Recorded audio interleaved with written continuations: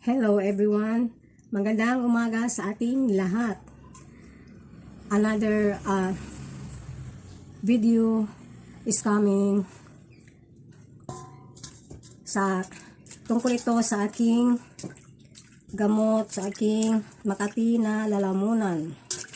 Ito, hinugasan ko ng maigi ng maraming beses. Isa itong herbal medicine para sa aking Makati na lalamunan, kasi minsan umuubo ako at kumakati yung lalamunan. Maraming beses ko na itong hinugasan. Ngayon, ilalagay ko na ito sa isang maliit na lalagyan. Ito. Tsaka, bubuhusan ko ng mainit na tubig. Hot water na galing sa thermos. Ayan, bubuhusan ko na. Subok ko na ito mga kapatid, mga kaibigan, kasi dati ginawa ko na ito at natanggal naman yung kati ng lalamunan ko. At saka takpan lang mga kaibigan para lumamig ng konti. Tsaka na natin iinumin mamayang konti. Nung nawalan kasi ako ng boses noon, kasi sobrang kati ng lalamunan ko, and then kinalauna nawala yung boses ko talaga, totally nawala yung boses ko. Tapos bumili naman ako ng gamot, hindi naman gumaling. Ngayon, merong nakapagsabi sa akin na maganda itong yung dahon na pinakita ko sa Bisaya yun buyo. Sa English naman betel leaf. Yun, buyo yun. Ito, nakalagay buyo. O, sa English, betel leaf.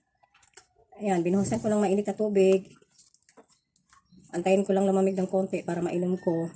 Iinumin ito sa umaga hanggang sa gabi. Halimbawa, iinom kayo sa umaga, ubusin mo yung isang baso na ganito. Bubuhusan mo na naman uli ng mainit na tubig hanggang sa sa gabi. Hanggang sa gabi mo itong inumin para gamot sa ating Makati na lalamunan, o di kaya matinding ubo at saka nawalan kayo ng boses. Ito yung magandang gamot na herbal. Subok ko na ito. Kaya ngayon, nag-umpisa na naman yung lalamunan ko kumakati. Kaya yan. Na naman ako nito ng dahon ng buyo. Marami kami dyan sa aming harapan. Marami kaming tanim.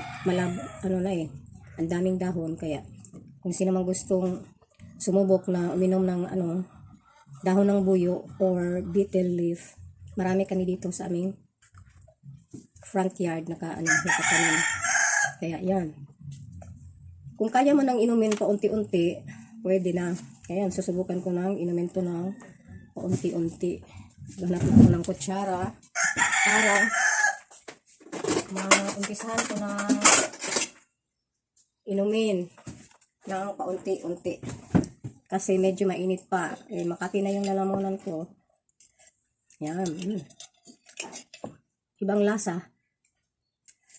Kaso lang, gusto kong gumaling kaya inumin ko talaga ito. Gamot din to sa sa mayroong arthritis, sumasakit yung mga tuhod. Gamot din ito guys. Marami itong magagamot na karamdaman sa ating katawan. Kaya kahit na ibang lasa, iinumin ko talaga ito guys, mga kaibigan. Kahit na ibang lasa, kasi wala namang gamot na masarap mayroong mapait, mayroong maanghang. Ito medyo maanghang. Tapos may amoy talaga yung dahon. Kaso, gusto natin gumaling kaya, tiisin na lang. Nalagyan ko ulit ng mainit na tubig kasi bawas na Hanggang to mga kaibigan, hanggang sa gabi. Pag wala na yung tubig, naubos na yung kakainom mo, pwede mong lagyan ulit. Isang araw lang to guys. mga kaibigan, hanggang isang araw lang to. Kinabukasan, panibagong dahon na naman. Para gumaling naman tayo sa ating karamdaman. Kaya yun. Sinubukan ko na namang inumin to. Pangalawang ano ko na to eh. Dumutan. Kasi dati yung anong buwan ba yun? Nawalan ako ng boses. Makati, sobrang kati yung lalamunan ko. Nawalan ako ng boses. Tapos ito lang yung ginamot ko.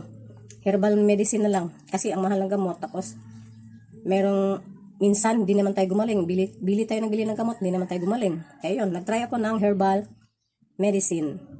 Kaya, yan. Inumpisahan ko ng inumin tong sabaw ng dahon ng boyo or betel leaf.